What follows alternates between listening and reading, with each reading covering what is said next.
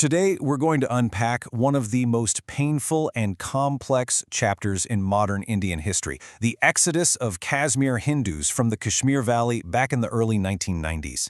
What's so wild is that the basic facts of what happened, that a community left, are totally clear. But 3 decades later, the reasons why it all went down, well, that's still fiercely debated.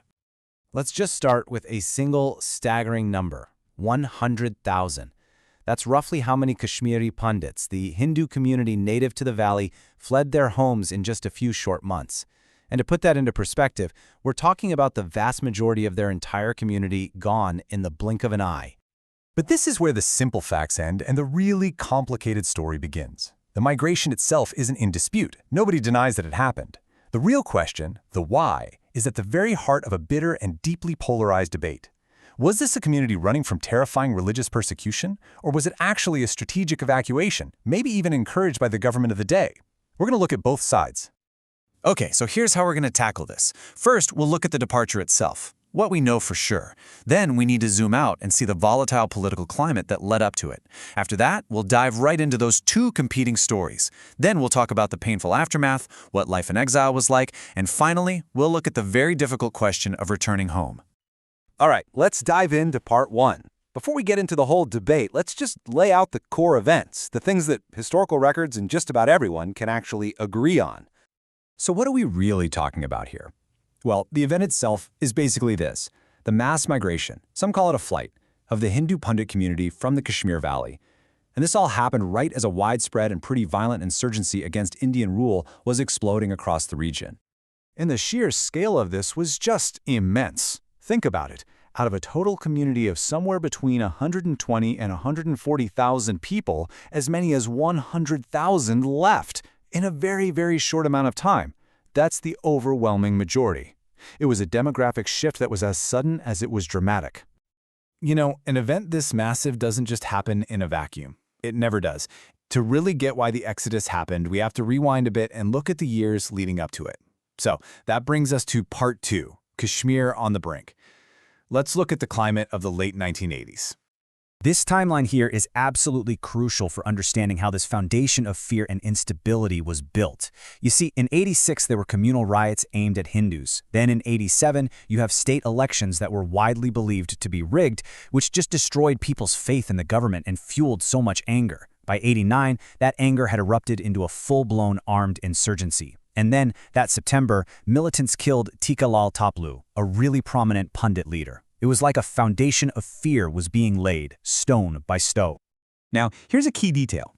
The group that was really spearheading this initial insurgency, the JKLF, on paper, their goal was a secular, independent Kashmir, not part of India, but not part of Pakistan either.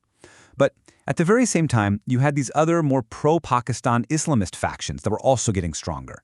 And that added this really complex and often contradictory religious dynamic to the whole movement. And all of that context brings us right to the heart of the matter. Here in Section 3, Two Sides of a Story. This is where we look directly at those deeply conflicting narratives about why almost an entire community felt they had no choice but to leave their homes. And this is where the story just splits right in two. They're like mirror opposites of each other.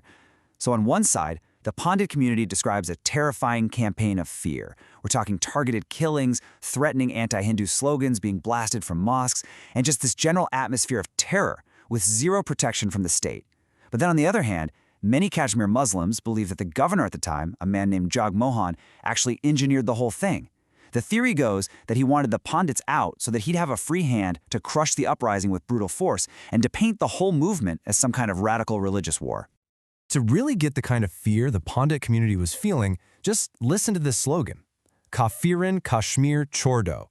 It translates to, infidels, leave our Kashmir.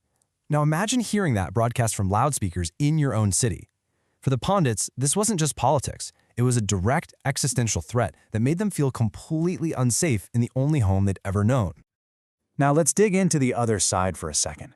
The belief here is that the state itself was the main driver of the exodus. A guy named Jag Mohan, a known hardliner, was appointed governor just days before things really exploded, and that's seen as a key piece of evidence.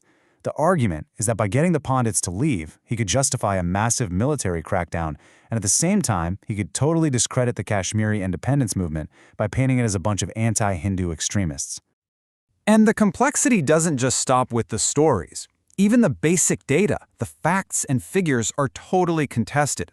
Just look at these numbers for Pandit fatalities during the insurgency. You ask different scholars, you get one number. You ask the state government, you get another. The Indian Home Ministry, a different number still. This lack of a single agreed-upon set of facts is a huge part of why this issue is still so painful and just unresolved. So, beyond the whole debate over why it happened, there's the undisputed reality of what came next. And that brings us to Section 4. We're going to look at life in exile and the incredible human cost of this mass displacement. You see, getting out of the valley was just the start of the nightmare for many. Thousands of Pandits ended up in refugee camps, mostly in Jammu, and the conditions were often just awful. And you have to imagine the emotional trauma, the depression, the feeling of total helplessness. They'd lost their homes, their property, their entire way of life, literally overnight. For so many, especially those who weren't wealthy, this grim reality went on for years, even decades. And of course, this had major political ripple effects. The cause of the Kashmiri Pandits was quickly picked up and championed by right-wing Hindu nationalist groups across India. At the same time, some of the displaced Pandits themselves formed their own organization called Panun Kashmir, which means our own Kashmir. And their demand was for a separate, protected homeland for Hindus to be carved out right inside the Kashmir Valley. So all of this leads us to our final section, the long road home. Here we're going to look at the legacy of the Exodus and the ongoing and, let's be honest, largely unsuccessful struggle for the community to return. So you might be wondering, what's been done to fix this? Well, over the last 30 years, different governments have announced these big rehabilitation packages to try and encourage Pandits to come back. But the truth is, these efforts have had very little success. There are still deep fears for their safety, and anytime a proposal for separate, secured townships comes up, it gets met with huge political opposition within the valley. The result? The vast majority of the community still lives in exile. And the lasting impact of that exile, it's just so stark when you see it like this. Before 1990, you had a community of around 130,000 people. By 2011, you were down to just about 3,000 families. I mean, the valley's demographics were changed, fundamentally, and they've stayed that way ever since. So where does that leave us? I think maybe this is the core of the entire problem. A real path to reconciliation seems almost impossible when the conversation is stuck, when each side insists only on its own suffering while completely rejecting the pain of the other. When two communities have such totally different memories of the exact same trauma, how can you ever expect them to build a shared future? And that, right there, remains the deeply painful and still unresolved question at the heart of Kashmir today.